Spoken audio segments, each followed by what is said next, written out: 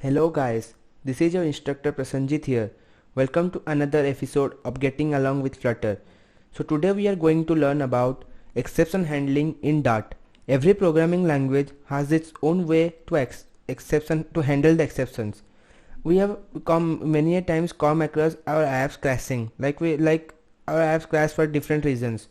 So this is where the exceptions occur. We as app developers need to handle those exceptions such that our users have a seamless experience. So let's see how to handle this. Like for example, we have a piece of code like int n equal to 9 integer division 0. So we know that this line of code will cause an error because any number divided by 0 returns an infinity. So which cannot be stored in any data type. So this will return an error. Like if you run this, we can see uncut error, unsupported operation, result of truncating division is infinity. So how can we handle this? This is where our exception handling comes in place. We can handle exceptions using try catch block. We can just write try, then curly braces open and close. The line of code that we think can cause error, will just move it inside the try block. Then the try block is often followed by a catch block.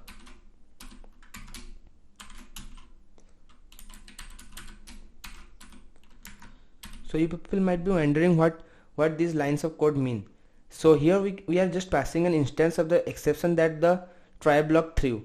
So here we are just then printing the instance. So if we run this,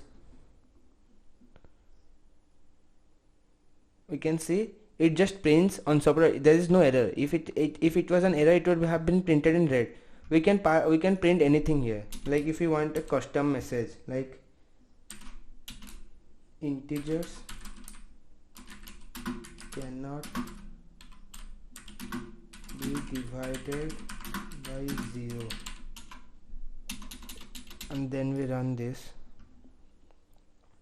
we got our message integers cannot be divided by 0. Here we can also write another word on. If we know the type of exception that the code is throwing, we can simply write here on. But in many cases we don't know the type of exception that our code will throw, so we can simply write catch. Then we can simply print the exception, or we can print our own custom messages. There is another word, finally. What does this mean? Finally, anything that we write inside the finally block will execute it no matter what, no matter if error is caused or not. Like if we print here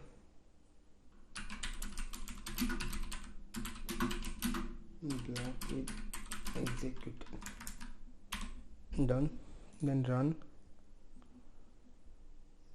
final block is executed. So here the error is caused, then the catch block got executed, then the final block got executed. So here if we print anything below the line that caused the error, it will not get executed.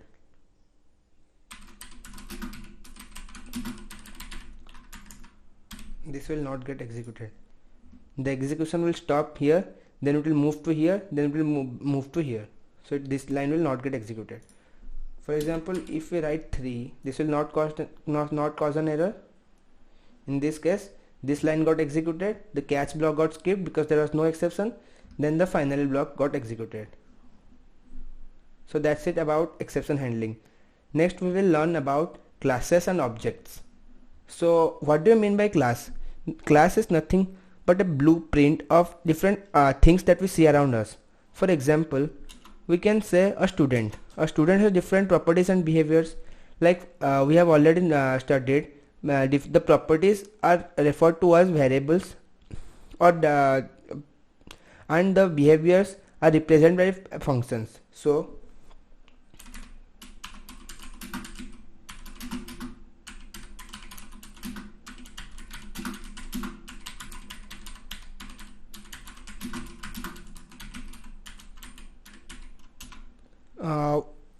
what all properties a student can have? The student can have a roll number, the student can have a name,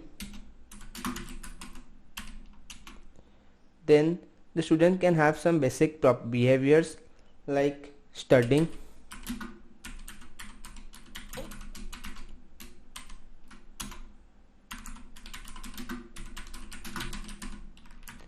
then the student can have behavior like eating.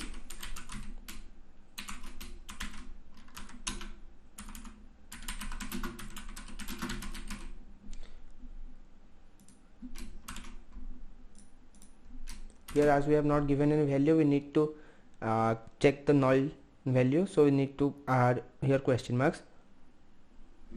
So these are the things that every student have. So we can just give it to a class named student. We initiate class like this. We give the name class, then we give the class name like student.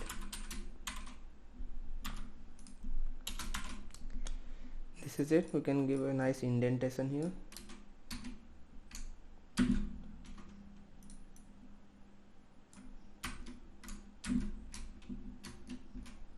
Done. Student. So we can call this is just a student class. We can call this class in our main function by creating objects of this class, like here student1 equal to new student. This is how we create objects of a class. In Dart we don't need this new keyword. We can just keep it. This will do the same work. So for example, we are trying to print the roll number of our student.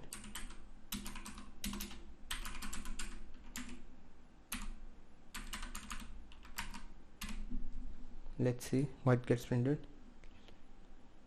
Null, because we haven't passed any value to the roll number, so there is nothing stored in roll, so it is null. So if we can initiate this variable with some default values like 1. So if a new student comes, he hasn't got a roll number, he will get the default roll number, that is 1. So now if we run the program, we will get 1. So if the student has got a roll number, we can just assign it like this: object name dot property the roll equal to 23. If we then print the roll number, we will get 23. We can in this way add the name of the student.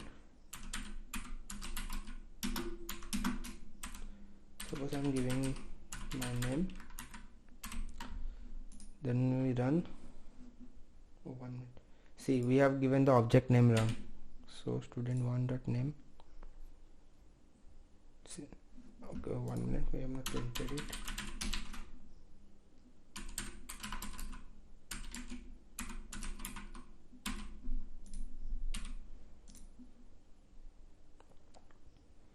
Okay, my name got printed. We can also call the different functions of the class. Suppose we write here print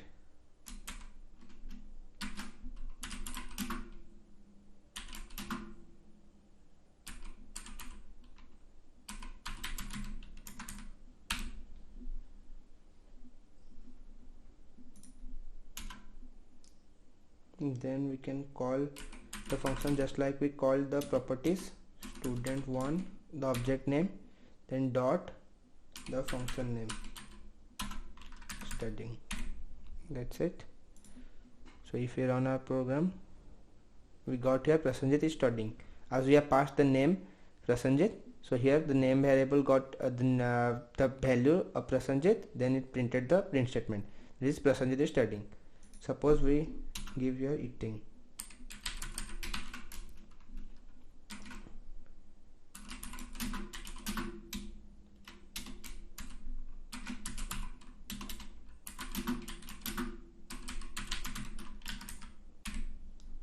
Then we can simply call the function here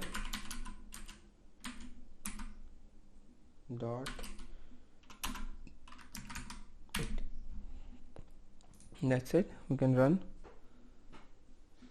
So here it is printed Prasenjit is eating. So this is it about the classes and objects. Thank you for being with me.